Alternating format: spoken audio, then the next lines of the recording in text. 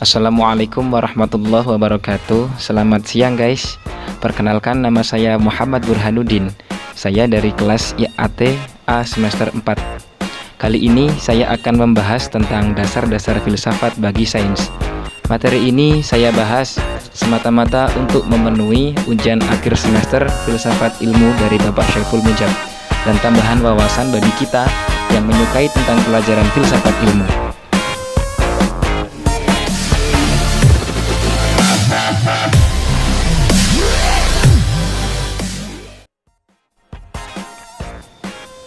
Baiklah, kita mulai bahasan kali ini terkait dengan dasar-dasar filsafat bagi sains. Munculnya pengembangan iptek di masa modern ini merupakan sebuah ancaman filsafat karena terlepas dari asumsi-asumsi dasar filosofisnya, seperti landasan ontologi, epistemologi, dan aksiologi yang cenderung berjalan sendiri-sendiri.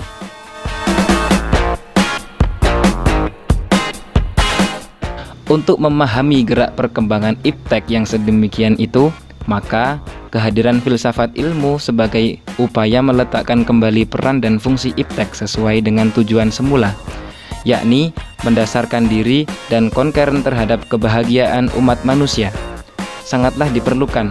Filsafat ilmu merupakan telaah filosofis dalam rangka menjawab pertanyaan pokok mengenai hakikat ilmu yang ditinjau dari segi ontologis, epistemologis, dan aksiologisnya. Berikut ini adalah penjelasan tentang ketiga hal tersebut.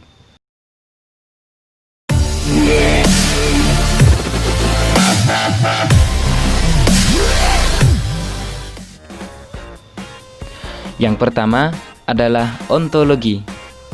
Ontologi berasal dari bahasa Yunani dari kata onto, yang memiliki arti ada, dan logos artinya adalah ilmu.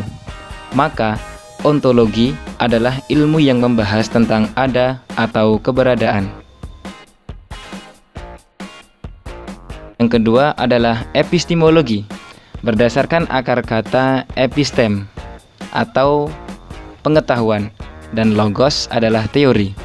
Jadi, epistemologi adalah teori atau ilmu pengetahuan tentang metode dan dasar-dasar pengetahuan. Oke, yang terakhir adalah aksiologi. Aksiologi berasal dari bahasa Yunani yaitu axios, yang artinya layak atau pantas. Selanjutnya adalah logos, yang berarti ilmu.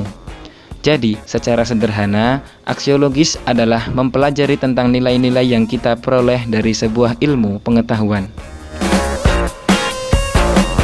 Dari pengertian tadi, kita dapat mengetahui bahwa ketiga cabang ilmu ini dapat saling melengkapi.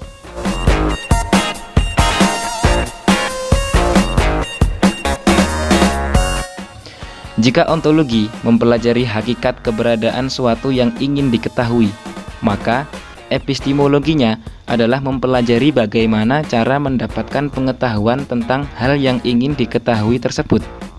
Dan kemudian aksiologi akan menjelaskan tentang manfaat dari pengetahuan yang diperoleh tersebut.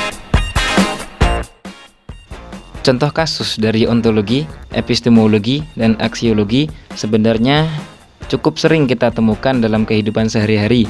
Hanya saja dikarenakan kebanyakan dari kita tidak familiar dengan kajian filsafat, maka contoh-contoh tersebut sering luput dari perhatian kita. Maka dengan pembahasan kali ini kita akan bisa lebih mengenali contoh kasus ontologi, epistemologi, dan aksiologi yang banyak ada di sekitar kita dan sangat mudah untuk kita terapkan sebagai pemikiran filsafat sederhana. Contoh dari ontologi misalnya ontologi rumah. Di zaman sekarang begitu banyak model dan bentuk dari rumah.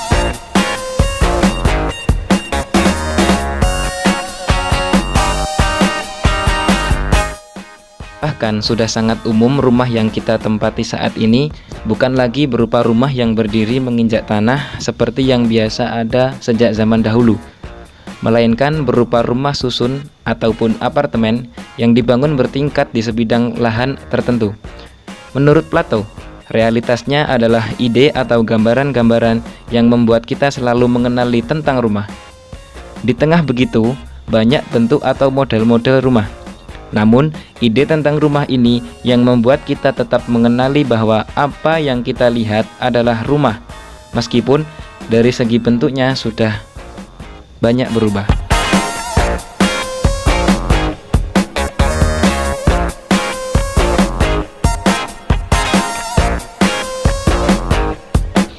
Kita akan tetap mengenalinya sebagai rumah, di mana sebuah keluarga pulang dan berkumpul, serta menjadi tempat tujuan untuk pulang. Contoh lain dari ontologi adalah ontologi tentang sahabat kita. Kita mungkin memiliki seorang sahabat yang kita kenal sejak sekolah dasar. Setelah kita lama berpisah, kita bertemu kembali 15 tahun kemudian dalam sebuah acara. Saat bertemu kembali, kita mungkin melihat adanya perubahan fisik dari sahabat kita itu, seperti terlihat lebih tua, lebih tinggi, lebih gemuk, dan perubahan-perubahan lain yang mungkin terjadi secara fisik. Epistemologi dari sahabat kita ini adalah bagaimana cara kita mengetahui bahwa orang yang kita temui ini adalah orang yang sama dengan yang ada di ingatan kita sejak 15 tahun yang lalu. Lalu, bagaimana dengan aksiologinya? Apa contoh kasus aksiologi dalam kehidupan sehari-hari?